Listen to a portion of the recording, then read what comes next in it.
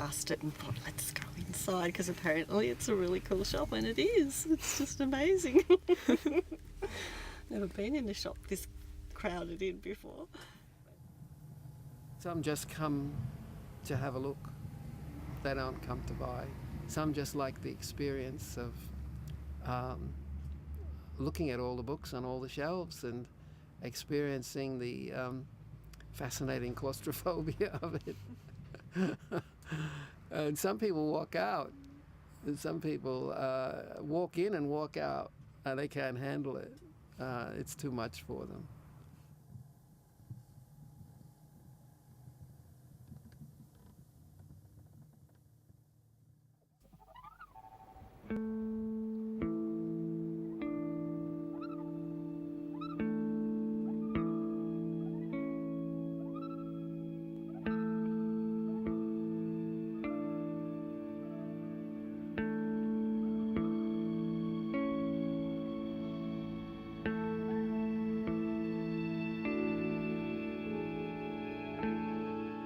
Well, my name is Vincent Samet, and I'm the owner of this bookshop called Books Etc.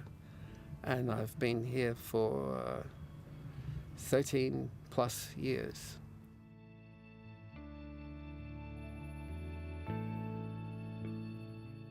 Many years ago, I was a graphic designer. I think I was about 45. And I realized that people were more or less saying that I was too old. I was going to have to find something else to do that I could continue to do until I was old, which I am now. Behind me is romance of all kinds, including historical romance. Over here is an overflow of science fiction and fantasy, which actually belongs to the next corridor. And if we continue along,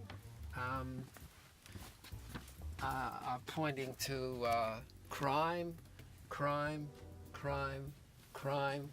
Around the corner here, there's more crime.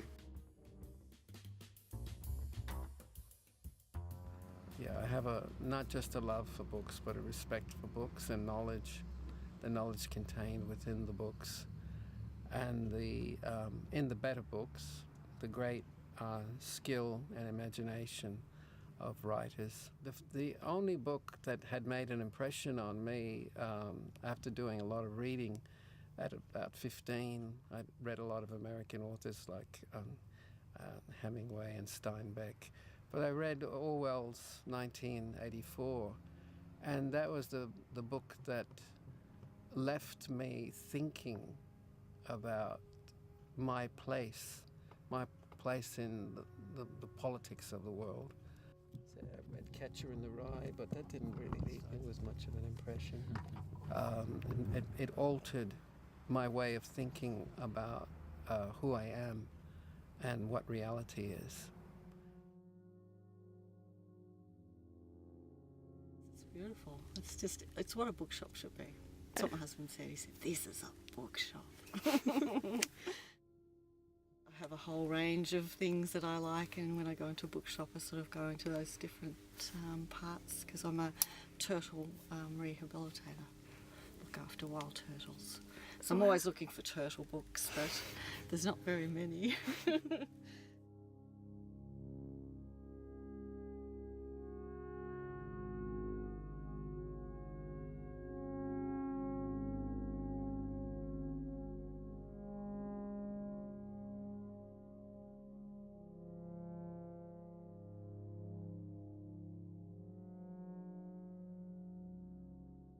E-books, I think that has cut down the interest in a physical book, and but of late, what has, in my opinion, had the biggest impact on book sales is the general decline in retail. People are more cautious about spending their money. Yeah, well, it's all going into Kindle and stuff like that, isn't it? But you can't beat a book. Yeah. I don't know, something about them. Vincent since 1996. Yeah, long time. Yeah. We couldn't walk in the shop. It was a barricade. You could see only his little head behind, It was quite funny.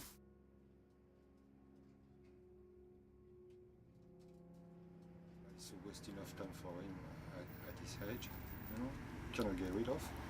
Yeah.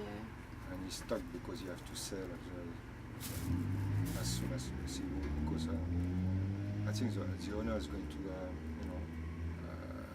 renovate the place, so it's going to be hard for him to move 70,000 books in probably in 1 week if he wait too much. Well, the future of this shop is limited because the landlord was going to, at some stage, knock this building down and redevelop the site. So one way or another, none of this will be here in 15 months to 2 years' time. Whether I'm here still at that point or whether someone else has taken over for the short term, the shop won't remain. Really? Back, boy, back. He's going to want to buy it. This is heaven.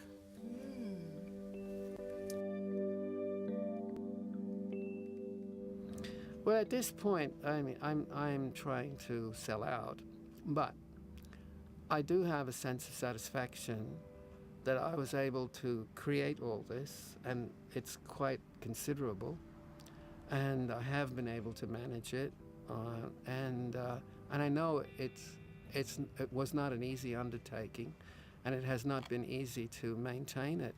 So it's kind of given me a sense of accomplishment, achievement, and I suppose it gives me a lot of confidence that I'm the kind of person that can start something and finish it, in difficult circumstances.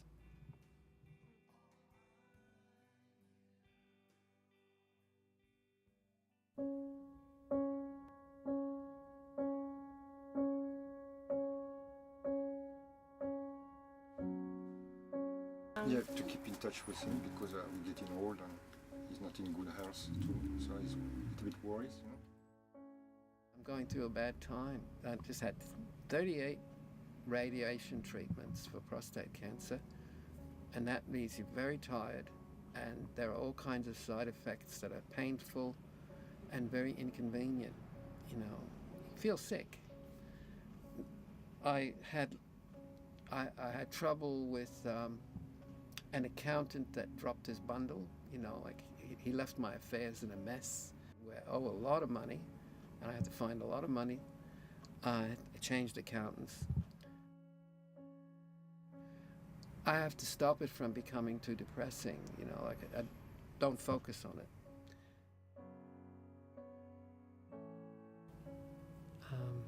I've stayed close to my children as much as it was possible up till now. We're both married and they both have children, so I have grandchildren.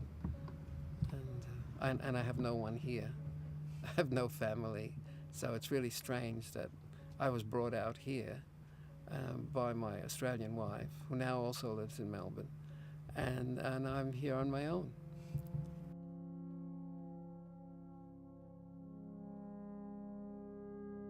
Ultimately, living on my own, I know, and having no family, I know that I'm responsible for myself.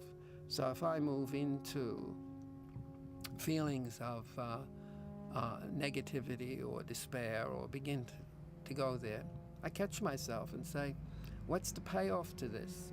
You're just going to go downhill and things are going to fall apart around you. Do you want that? I say, no. I say, well, you'll have to get up and do this and do that.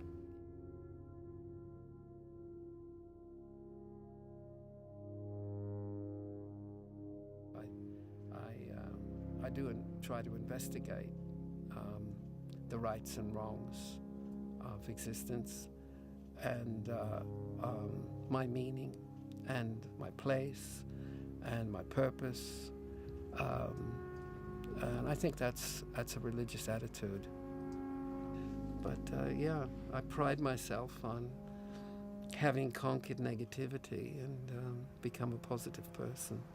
So even when things are difficult, I can still lift my head up and go on.